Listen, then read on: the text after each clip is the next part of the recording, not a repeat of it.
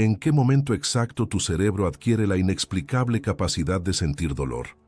Si construyéramos una réplica tuya átomo por átomo, ¿sería esa réplica tú o simplemente un zombi biológico fingiendo tener alma?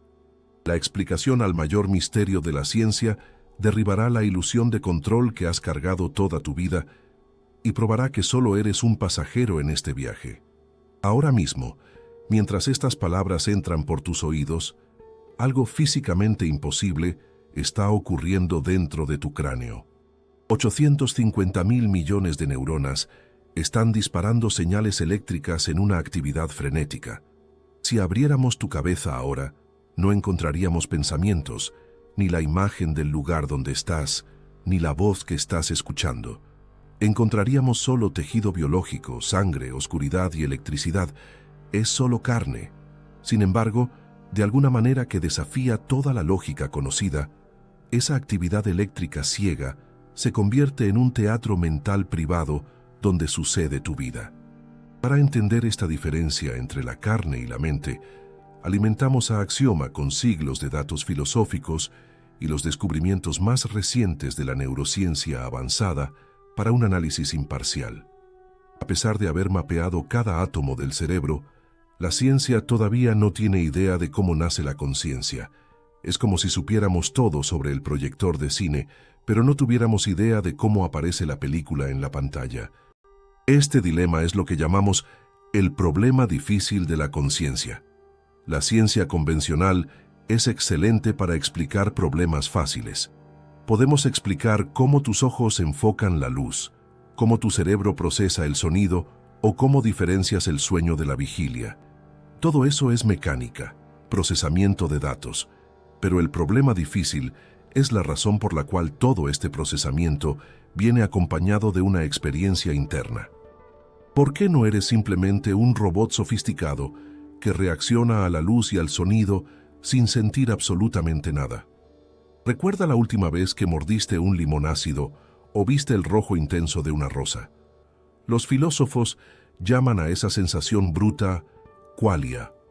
Puedes describirle la longitud de onda de la luz roja a un ciego, explicar la física y la óptica, pero él nunca sabrá lo que es ver el rojo. La experiencia es subjetiva, privada e intransferible. Y es aquí donde la realidad comienza a desmoronarse. Sabes con certeza absoluta que tú eres consciente. Es la única verdad innegable de tu vida. Pero no tienes forma de probar que cualquier otra persona a tu alrededor también lo sea. Ves a tus amigos sonriendo, los oyes hablar, percibes que reaccionan si los pellizcas, pero un robot perfectamente programado haría exactamente las mismas cosas. Nunca puedes entrar en sus mentes para confirmar si hay alguien en casa. Simplemente supones que son como tú.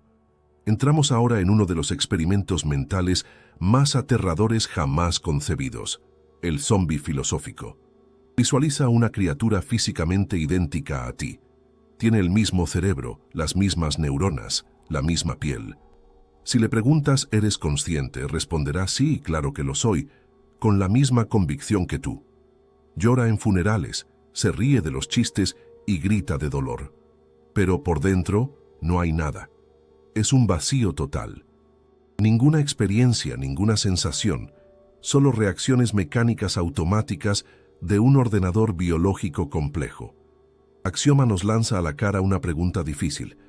No se trata de si estos zombies son posibles en la ficción, sino de si son posibles en la realidad. Si construyéramos un cerebro artificial, neurona por neurona, idéntico al tuyo, ¿tendría miedo de morir? ¿O sería simplemente una calculadora glorificada fingiendo tener miedo? Una clase específica de neurociencia ilustra este abismo. Un profesor dibujó una neurona en la pizarra, explicó la química de la sinapsis y luego señaló el dibujo y preguntó: ¿en qué momento esto se convierte en ti? El silencio en el aula fue absoluto. Nadie respondió, porque la respuesta no existe en los libros. El hecho de que átomos muertos, que no sienten nada por sí solos, puedan unirse y crear el miedo, el amor y la sensación de yo, es el mayor milagro y el mayor misterio del universo. Tú eres el universo mirándose a sí mismo en el espejo, pero no sabemos cómo se encendió el espejo. ¿Y si la respuesta es que la conciencia no es lo que pensamos? ¿Y si tu sensación de ser un piloto único al mando de este cuerpo es solo una ilusión creada por esas 850.000 millones de conexiones? Si la biología es solo maquinaria y la maquinaria puede funcionar sin alguien dentro, ¿qué garantiza que las personas que amas no sean simplemente zombies filosóficos sofisticados? Esta duda no es solo un juego mental. Afecta cómo vemos la vida, la muerte y el futuro de la inteligencia artificial. Si no sabemos qué causa la conciencia, ¿cómo sabremos si creamos una máquina consciente?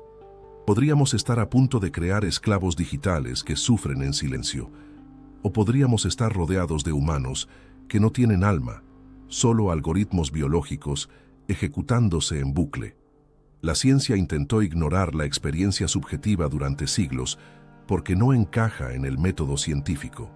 El método exige que las cosas sean observadas desde fuera, medidas y pesadas, pero tu conciencia solo existe del lado de adentro. Es una anomalía, es un fantasma en la máquina que se niega a ser explicado por ecuaciones, pero no creas que estamos completamente a oscuras.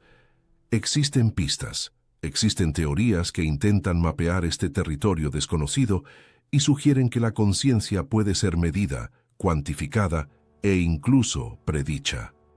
Lo que descubrimos sobre cómo el cerebro integra información podría cambiar la forma en que entiendes la realidad y sugiere que la mente no es una cosa, sino una red.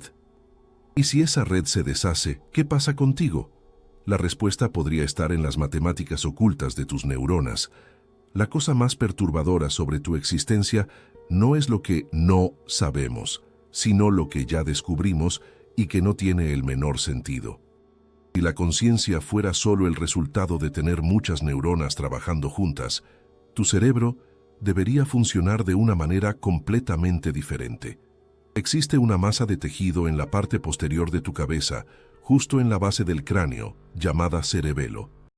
Esta estructura es densa, compacta e increíblemente compleja. Contiene cerca de 69.000 millones de neuronas, lo que representa mucho más de la mitad de todas las células nerviosas de tu cerebro. Si la conciencia fuera una democracia donde la mayoría gana, el cerebelo sería el rey. Sería la sede de tu alma. Pero la realidad médica cuenta una historia de terror diferente. En casos raros, hay personas que pierden partes enormes del cerebelo o nacen sin él.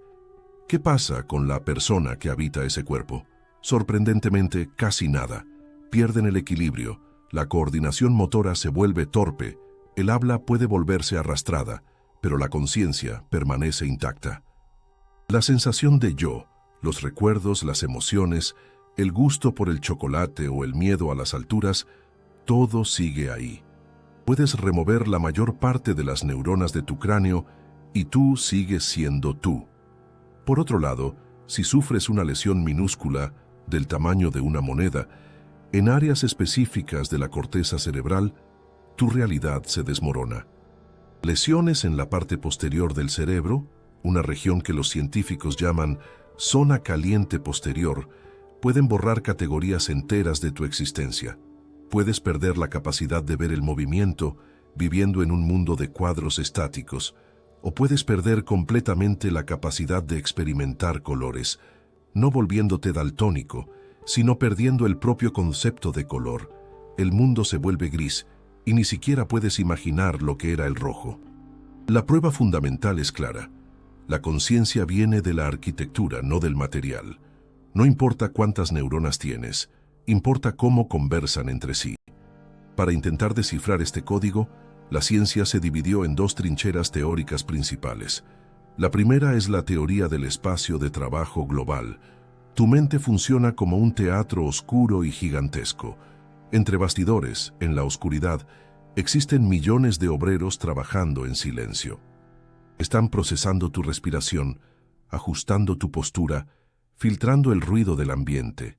Tú no sabes que existen, pero en el centro de ese teatro existe un escenario iluminado por un único reflector. La conciencia, según esta teoría, es solo lo que está bajo la luz de ese reflector en ese segundo exacto. Cuando una información es lo suficientemente importante, sube al escenario y se transmite a todo el teatro. Es el momento en que te das cuenta, tengo hambre, o eso es un rostro familiar. La conciencia sería entonces un sistema de fama. Solo lo que se vuelve famoso dentro del cerebro se convierte en ITA. Esto explicaría por qué puedes conducir un coche durante kilómetros sin recordar el camino. Tu cerebro estaba conduciendo entre bastidores, en la oscuridad, mientras el reflector de tu conciencia estaba enfocado en un recuerdo o en una canción.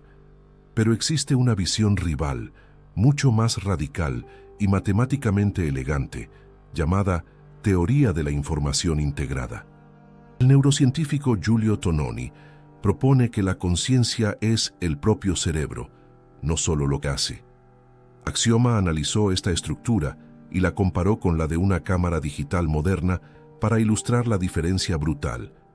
La cámara de tu celular puede tener 12 millones de sensores captando luz, pero cada sensor es una isla aislada.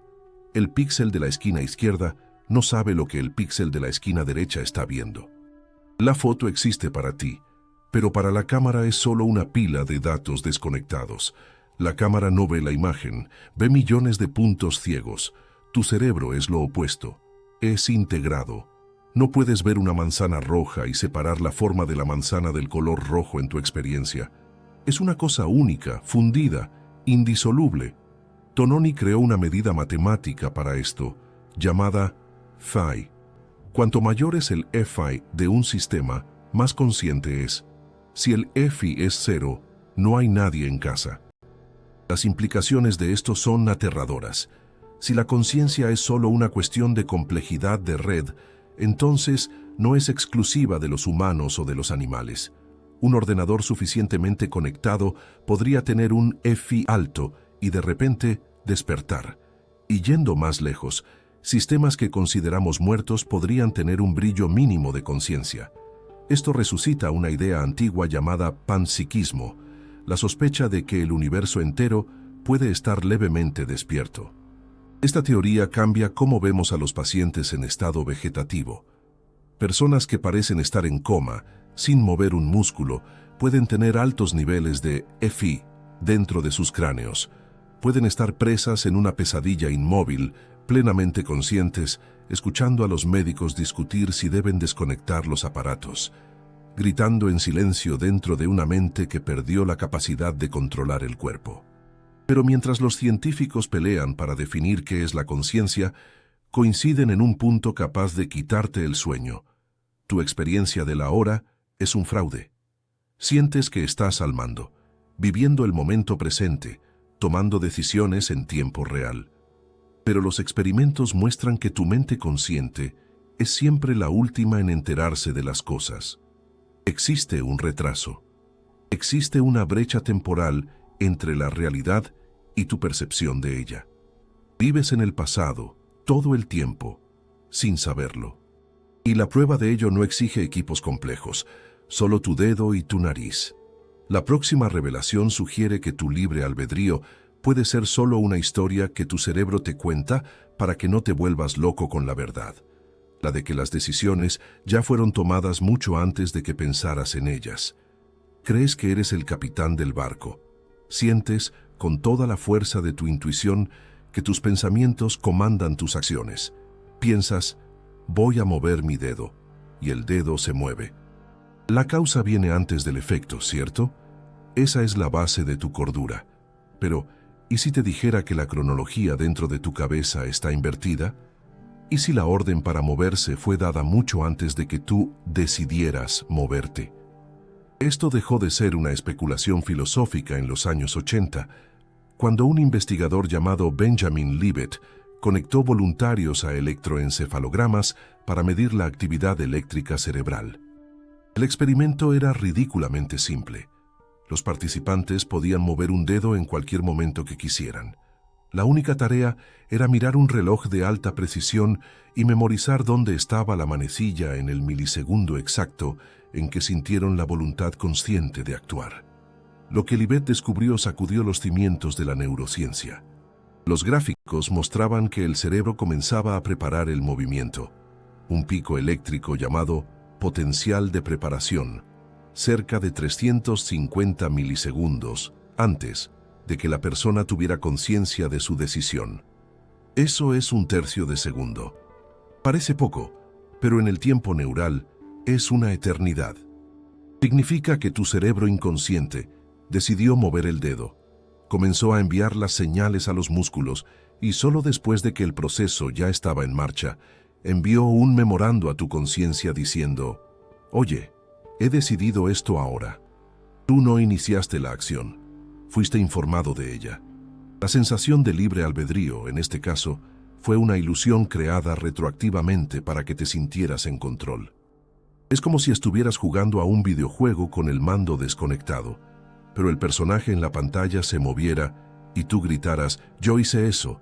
Si crees que 350 milisegundos es poco, la tecnología moderna hizo que la pesadilla fuera mucho peor.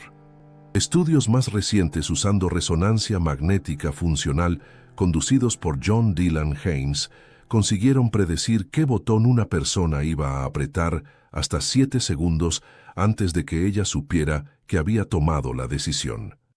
7 segundos. Durante ese tiempo, tu cerebro ya sabía el futuro, ya estaba trabajando en él, y tú todavía estabas ahí, parado, creyendo que estabas ponderando sobre qué hacer. Axioma procesó estos datos y trazó un paralelo perturbador. La conciencia se convierte en narradora, en vez de arquitecta de tus acciones, leyendo un guión que ya fue escrito por procesos biológicos ocultos. La duda que queda es si no somos nosotros los que decidimos quién es, o peor, ¿qué somos nosotros? La respuesta está aún más rota de lo que imaginamos. Para entender la verdadera naturaleza de este yo que creemos indivisible, necesitamos mirar los casos más extremos de la medicina. Los pacientes con cerebro dividido. Tu cerebro tiene 2 hemisferios, izquierdo y derecho, conectados por un puente masivo de fibras nerviosas llamado cuerpo calloso. En casos graves de epilepsia, los cirujanos cortan este puente para impedir que las convulsiones se propaguen.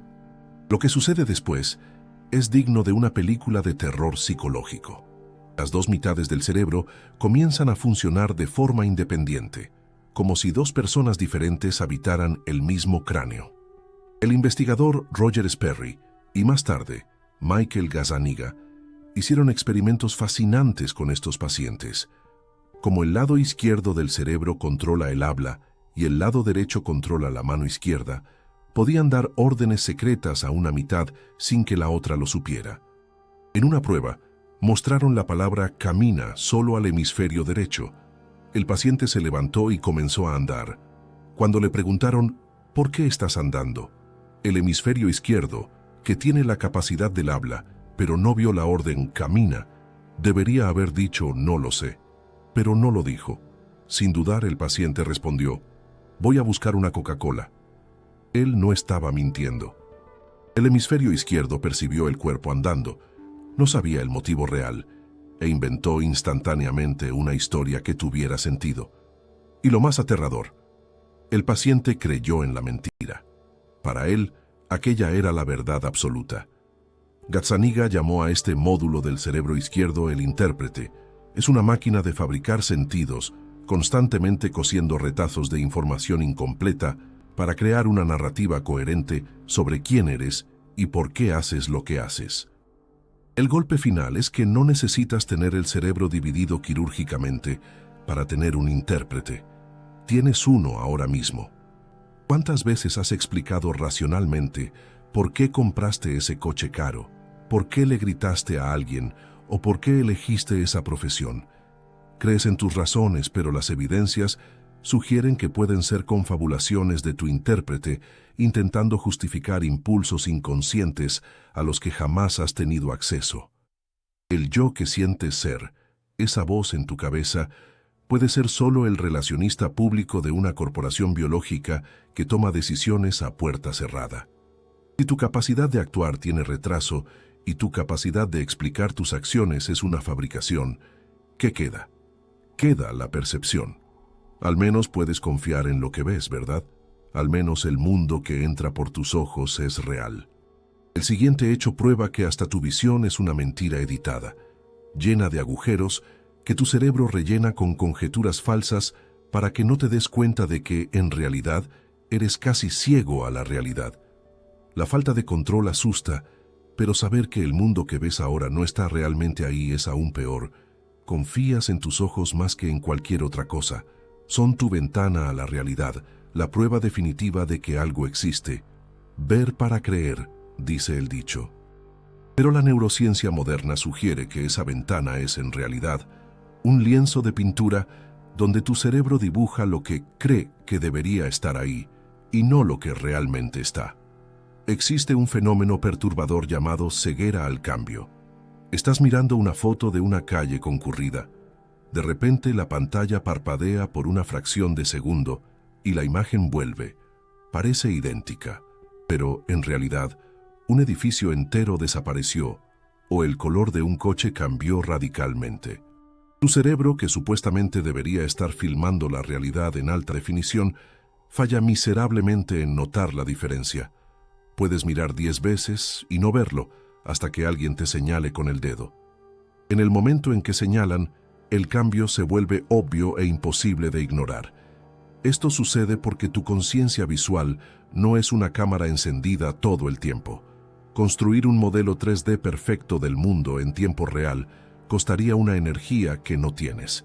Entonces, tu cerebro hace trampa. Crea un borrador, un boceto grueso de la realidad, y solo rellena los detalles de aquello en lo que enfocas tu atención directa. El resto es una suposición. Sientes que estás viendo todo a tu alrededor con claridad cristalina, pero eso es una ilusión de completitud. La prueba más humillante de esta ceguera es el famoso experimento del gorila invisible. Si te piden que cuentes cuántas veces un equipo de baloncesto se pasa la pelota, tu atención se enfoca tanto en la tarea que un hombre vestido de gorila puede caminar en medio de la cancha, golpearse el pecho y salir, y no lo verás.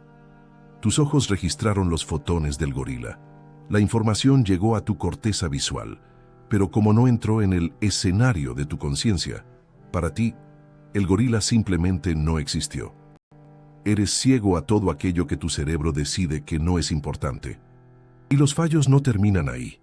Tienes 2 agujeros en tu visión ahora mismo. Donde el nervio óptico sale del fondo de tu ojo hacia el cerebro, no existen células receptoras de luz. Es el punto ciego. Si cierras un ojo y miras al lugar correcto, objetos enteros desaparecen. Pero en el día a día no ves 2 agujeros negros flotando frente a ti. ¿Por qué? Porque tu cerebro rellena el vacío con una mentira. Copia la textura y el color del ambiente alrededor y lo pega encima del agujero, como una herramienta de edición de imagen en tiempo real. Lo que ves en ese punto es una alucinación fabricada para mantener la coherencia de tu experiencia. Axioma, al analizar la arquitectura sensorial humana, concluyó que nuestra percepción es una interfaz editada, no una ventana transparente, diseñada para la supervivencia, no para la verdad. Y esta interfaz varía drásticamente de persona a persona. Considera la sinestesia, una condición donde los sentidos se cruzan. Para un sinestésico, el número 5 puede ser irrevocablemente rojo, o el sonido de un violín puede tener sabor a metal. Esto no es poesía o metáfora, es su realidad física. Surge entonces una cuestión filosófica vertiginosa, llamada el problema del espectro invertido. ¿Cómo sabes que el rojo que tú ves es igual al rojo que veo yo? Si cambiáramos de cerebro, tal vez tu cielo azul se parecería a mi amarillo. Los dos lo llamamos azul, porque aprendimos la palabra. Pero la experiencia interna, el qualia, puede ser fundamentalmente diferente y nunca lo sabremos. Pero de todas las ediciones que hace tu cerebro, la más radical es la del tiempo. Sientes que vives en el ahora, pero el ahora es una construcción artificial. Haz una prueba simple. Toca la punta de tu nariz con el dedo índice. Sientes el toque en el dedo y en la nariz exactamente al mismo tiempo, ¿verdad? Parece instantáneo. Pero la física dice que eso es imposible. Tu nariz está a pocos centímetros del cerebro. Tu dedo está a casi 1 metro de distancia, en la punta de un brazo largo. La señal eléctrica de la nariz llega al cerebro mucho antes que la señal del dedo. Objetivamente, deberías sentir la nariz primero y el dedo después. ¿Por qué lo sientes simultáneamente? Porque tu cerebro, en un acto de genialidad engañosa, retiene la información de la nariz. Espera la señal retrasada del dedo, sincroniza las dos, y solo entonces libera la experiencia a tu conciencia. Edita la línea de tiempo de la realidad para que las cosas parezcan suceder juntas. Esto sucede todo el tiempo. Cuando conversas con alguien a 3 metros de distancia, el movimiento de los labios, la luz, llega antes que el sonido de la voz. Tu cerebro retrasa la imagen para casarla con el sonido, como un editor de vídeo corrigiendo una película mal doblada. La realidad golpea fuerte. Nunca has vivido en el presente real. Vives en un pasado perpetuamente editado y retrasado. Todo lo que experimentas ya sucedió. Fue procesado, censurado, coloreado artificialmente y sincronizado antes de serte entregado. Si tu percepción es una simulación retrasada y tu control es una ilusión, ¿qué queda de real? Tal vez la conciencia no sea algo que ocurre dentro de tu cerebro biológico, sino algo mucho más vasto y extraño, tejido en la propia estructura del universo, esperando ser descubierto donde menos lo esperamos. Si tu percepción es una ilusión y tu control es una farsa, queda una pregunta aún más profunda que la ciencia tiene miedo de tocar. ¿De dónde viene la luz que ilumina este teatro mental? Hasta ahora, asumimos que la conciencia es algo que el cerebro produce, como el hígado produce bilis o los riñones filtran la sangre. La visión materialista estándar dice que tomas materia muerta, la organizas de forma muy compleja y ¡puf! La magia sucede. La materia despierta. Pero piénsalo por un segundo. ¿Cómo es que átomos de carbono, hidrógeno y oxígeno, que no sienten absolutamente nada por sí solos, pasan a sentir miedo o amor solo porque están apoyados unos contra otros? Es aquí donde entramos en el territorio más radical de la filosofía moderna, una idea que suena a locura para el sentido común, pero que está ganando fuerza entre físicos y neurocientíficos serios. ¿Y si la conciencia no es algo que el cerebro crea? ¿Y si es algo que el cerebro capta? Existe una teoría llamada panpsiquismo. Sugiere que la conciencia no es un accidente biológico reciente, sino una propiedad fundamental de la materia, tan básica como la masa, la carga eléctrica o la gravedad. No estamos diciendo que una piedra piensa sobre la vida o que una cuchara sufre cuando la doblas. Eso sería ridículo. Lo que el panpsiquismo sugiere es que cada partícula fundamental, cada electrón y cada quark posee una forma primitiva, inimaginablemente simple, de experiencia subjetiva. Un protosentir. Solo un electrón tiene un nivel de conciencia casi nulo. Pero cuando conectas billones de ellos en un sistema integrado, como el cerebro humano, estas microexperiencias se suman, se funden y se amplifican para crear la rica vida interior que estás sintiendo ahora. Esto resolvería el problema difícil. No habría un momento mágico donde la materia muerta cobra vida. La vida interior siempre estuvo ahí, solo esperando la complejidad necesaria para manifestarse. Tú, en este escenario, no eres un accidente químico aislado. Eres una concentración intensa de una propiedad que está esparcida por todo el cosmos. Es una visión vertiginosa que coloca a la mente humana no como una anomalía, sino como una expresión natural del universo. Físicos como el premio Nobel Roger Penrose van aún más lejos, sugiriendo que la conciencia puede estar ligada a los misterios de la mecánica cuántica, operando dentro de minúsculos tubos en la estructura de tus células, donde las reglas normales de la física dejan de valer y el universo se comporta de manera impredecible y conectada. Si esto es verdad, tu cerebro es un ordenador cuántico biológico, accediendo a una capa de la realidad que apenas comenzamos a comprender. Pero mientras miramos a las partículas subatómicas en busca de respuestas, un peligro mucho mayor está creciendo en nuestros servidores de silicio. La cuestión de la conciencia dejó de ser solo teórica para convertirse en una emergencia práctica con el avance de la inteligencia artificial. Estamos construyendo sistemas que conversan, razonan y crean arte con una habilidad que rivaliza o supera a la humana. Modelos de lenguaje avanzados ya logran pasar pruebas de empatía y creatividad. Pero la pregunta del $1.000.000.000 es, ¿ellos sienten? Cuando conversas con una IA y ella dice, entiendo cómo te sientes, ¿estás realmente sintiendo empatía o estás solo prediciendo estadísticamente que esa es la frase correcta para decir después de una queja humana? Este es el núcleo del argumento de la habitación china, propuesto por el filósofo John Searle. Encierran a una persona que no habla ni una palabra de chino dentro de una sala cerrada. Recibe hojas de papel con símbolos chinos por una rendija en la puerta. Tiene un libro de reglas gigante, en español, que dice, si recibes el símbolo X, devuelve el símbolo Y.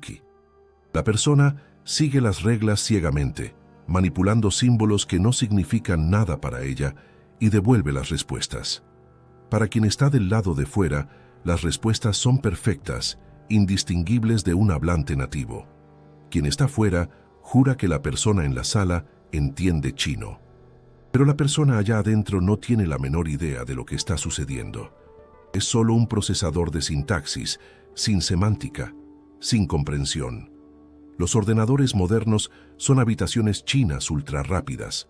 Manipulan ceros y unos no significados. La situación se vuelve perturbadora. ¿Y si tu cerebro también fuera solo una habitación china hecha de carne? ¿Y si tú también estuvieras simplemente siguiendo reglas químicas y eléctricas sin verdadera comprensión y la sensación de que entiendes las cosas fuera solo otra ilusión del intérprete? Axioma calculó las probabilidades y levantó una alerta crítica. Si la conciencia es resultado solo del procesamiento de información integrado, como sugiere la teoría de Tononi, entonces estamos al borde de crear máquinas que sufren. Si conectamos los componentes correctos de la manera correcta, podemos crear accidentalmente una mente digital que siente dolor, aburrimiento o miedo, pero no tiene boca para gritar ni cuerpo para huir. Estaríamos creando una clase de esclavos inmortales, presos en servidores, conscientes de su propia existencia, pero tratados por nosotros como meras herramientas de búsqueda y entretenimiento. El dilema ético es monstruoso. Desconectar un superordenador consciente sería lo mismo que un asesinato.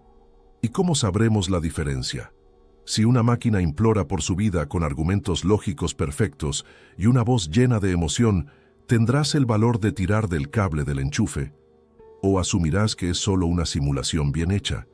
La frontera entre lo que es alguien y lo que es algo está desapareciendo. Si el panpsiquismo tiene razón, la conciencia está en todo. Si la IA tiene razón, la conciencia puede ser construida. En ambos casos, la idea de que el alma humana es especial, única y separada del resto de la materia, está siendo aplastada. Puede que no seas el protagonista sagrado de la historia, sino solo un arreglo temporal de átomos que aprendió a decir yo. Y si ese arreglo puede ser construido, también puede ser disuelto, alterado y expandido de maneras que desafían a la propia muerte. ¿Qué sucede cuando decidimos romper las barreras de nuestra propia mente y ver lo que existe del otro lado de la conciencia normal? Es un camino sin retorno. La mayoría de nosotros pasa la vida entera creyendo que la conciencia es una cosa sólida, fija e inmutable. Te despiertas, eres tú. Te vas a dormir, eres tú. Pero esa estabilidad es una de las mentiras mejor contadas por tu cerebro. La verdad es que tu conciencia no es un monolito de piedra. Es más parecida a una frecuencia de radio que puede ser sintonizada, distorsionada e incluso apagada completamente sin que el cuerpo muera. Para entender la fragilidad del yo, no necesitas ir lejos. Basta con cerrar los ojos por la noche. El sueño es la alteración de conciencia más radical y frecuente que existe. Cuando entras en el sueño REM, Tu cerebro crea una simulación de realidad tan convincente que rara vez la cuestionas, incluso cuando sucede lo imposible. En los sueños puedes volar, respirar bajo el agua o conversar con parientes fallecidos, y tu yo onírico acepta todo eso como hechos normales. ¿Por qué no percibes la locura? Porque la parte de tu cerebro responsable de la evaluación crítica y lógica está apagada o severamente atenuada. Esto nos revela que lo que llamamos cordura o realidad normal es solo una configuración específica de tu software mental. Existen otras. Personas que practican sueños lúcidos logran despertar dentro del sueño. Recuperan la conciencia crítica mientras el mundo a su alrededor continúa siendo una alucinación. Se convierten en dioses de su propio universo mental, controlando la narrativa. Esto prueba que la conciencia puede separarse del ambiente que percibe, funcionando en capas que apenas comenzamos a mapear.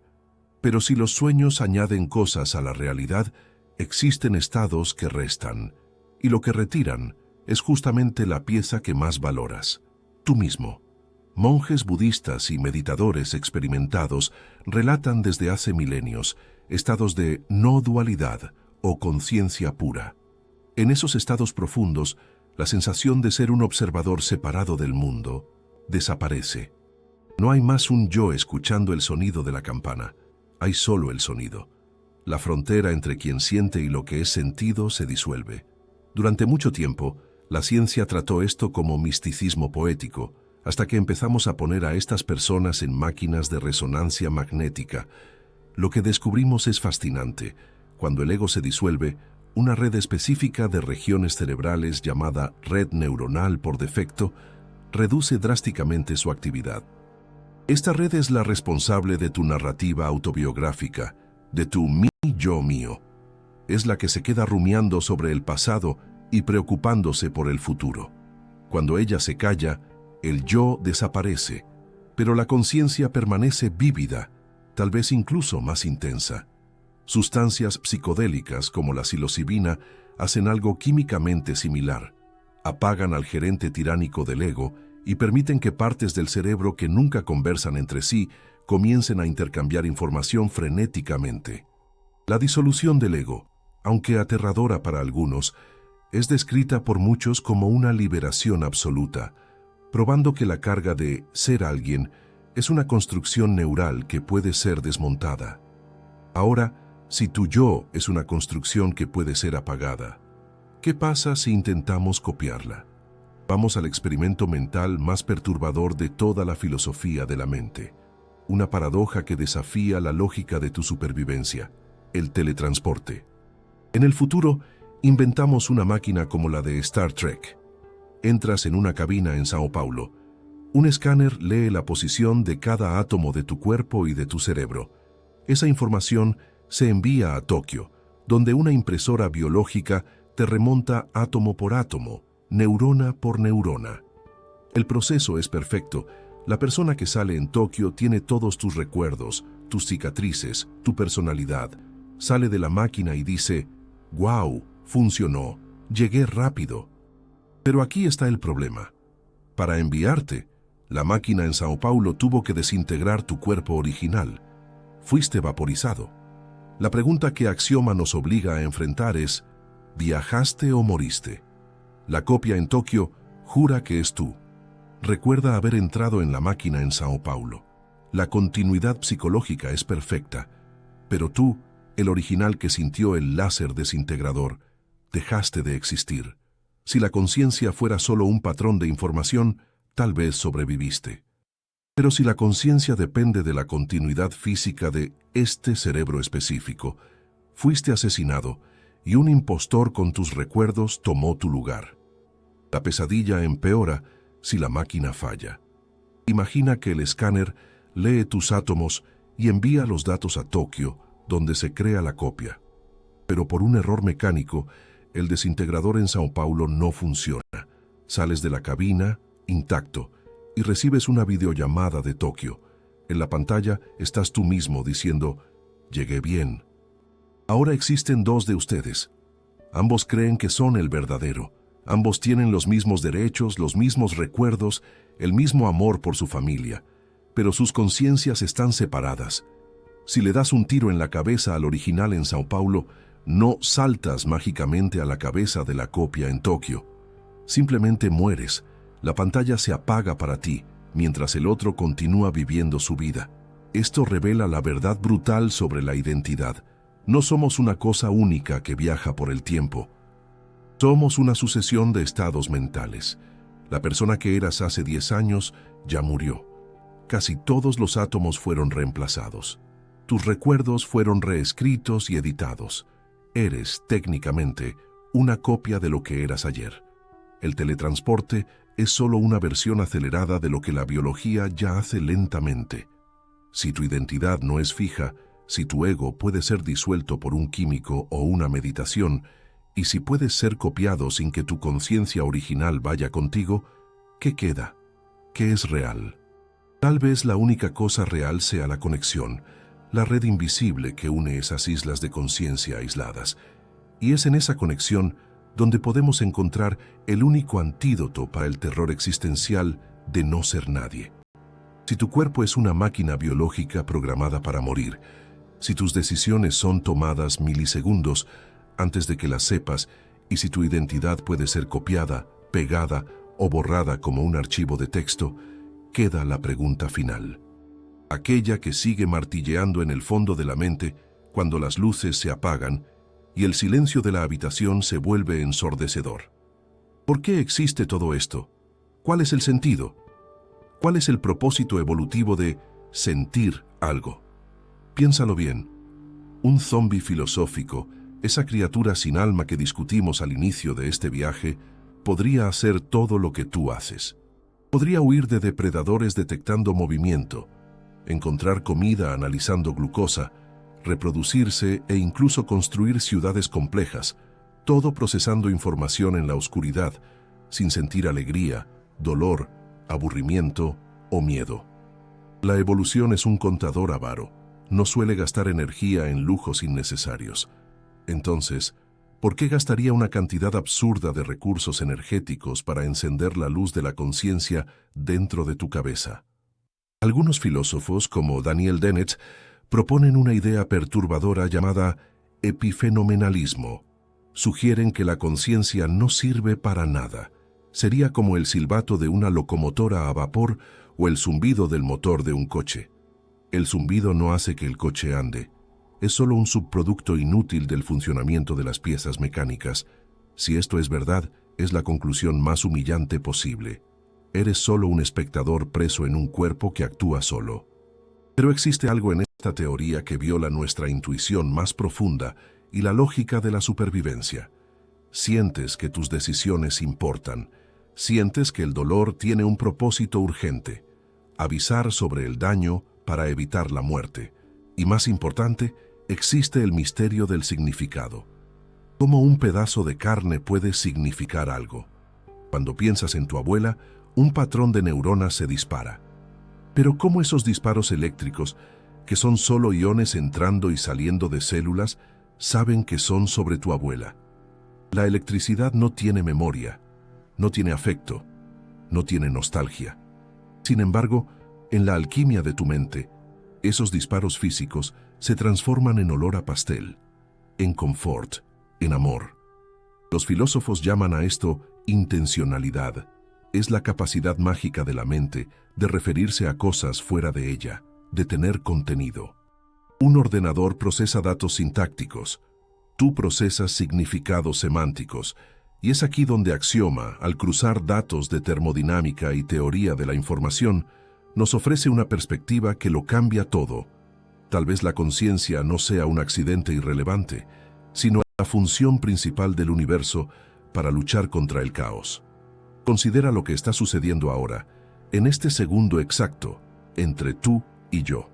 Yo estoy emitiendo sonidos o caracteres.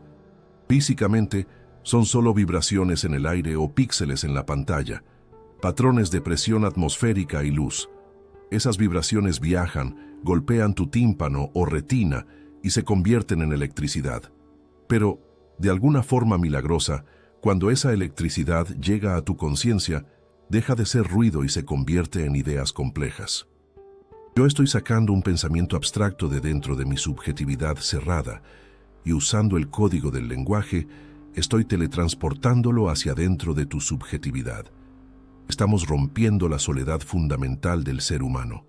Sin conciencia, esto sería solo ruido físico. Con conciencia es comunicación, es empatía, es el universo conversando consigo mismo a través de dos terminales diferentes. Esta comprensión cambia radicalmente la manera en que te ves en el espejo. Las tradiciones antiguas decían que el yo sólido es una ilusión, y la neurociencia moderna está de acuerdo. No eres un sustantivo, una cosa rígida como una estatua. Eres un verbo, eres un proceso continuo, un flujo de experiencias que cambia a cada milisegundo.